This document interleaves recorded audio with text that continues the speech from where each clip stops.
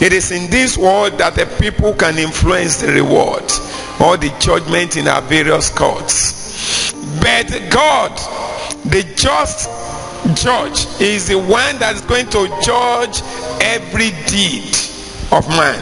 And because of that, we discover that we cannot pervert the truth. And of course, nature itself will judge us.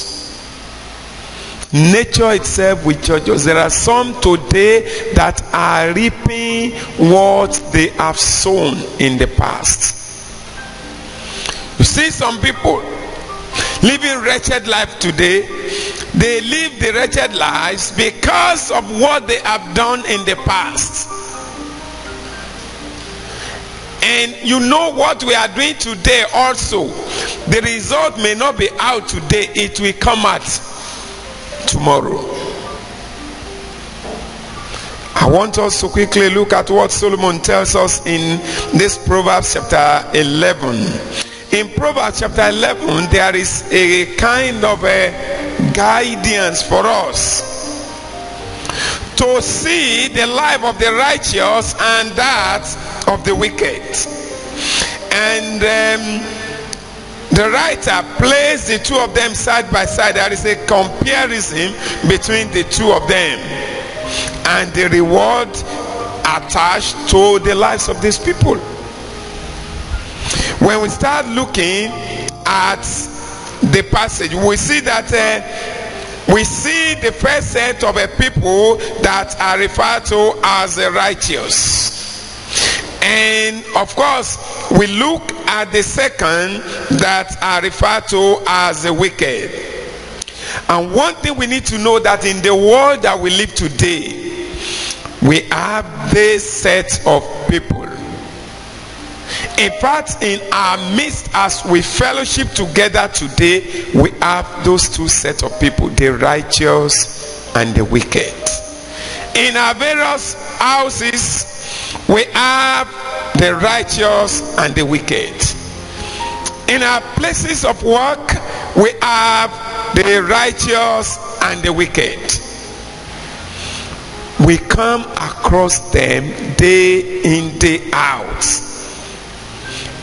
But one thing that we need to know is that as we live together, grow together, work together, each of us are working towards our reward. We are working towards our reward. When you see a husband that is oppressing the wife, he is working towards a reward. The reward may not be immediate, because it is a matter of sowing. I know when we sow, it's not the day that we sow that it will germinate and that it will reach maturity so that we harvest. A woman who goes ahead to continue to do evil to the husband one way or the other, she is equally sowing. A child who indulges in doing evil to the parents, he or she is sowing. A friend who engages in doing evil to another friend, he or she is sowing. All of us, all that we are doing, whether good or bad, we are sowing. And a day is coming that we are going to be rewarded for every seed that is sown, whether good or bad. Somebody told me a story that happened sometimes ago, right there in the ministry. There was this man who was very ruthless and wicked. He was he careless about showing mercy to people. And there was a day that a particular individual, gradually he was retired from the office, and one of his junior officers came to his own position. It was a scholarship office, and unfortunately for that man, his own son was invited for scholarship interview, and when he got to the panel, his immediate junior that now became the boss now asked, "Are you the son of Mr. So? He said, "Yeah, he's my father." He said, "Okay, go back and tell him that Mr. So is the one in charge today, and that as he has done to us, we are now in charge to pay him back. Go and tell your father." You know, the man would never thought that the whole thing will go round, and you know, life is more or less a circle.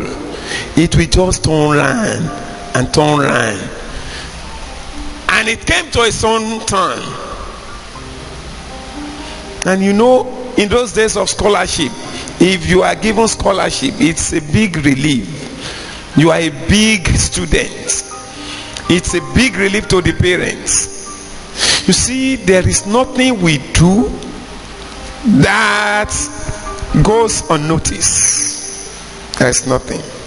So when we look at this passage today, we can see the righteous. And then when we talk about the righteous, we are talking about a man, a woman, a girl, a boy who has a right standing with God, not because of works of righteousness, but by his grace.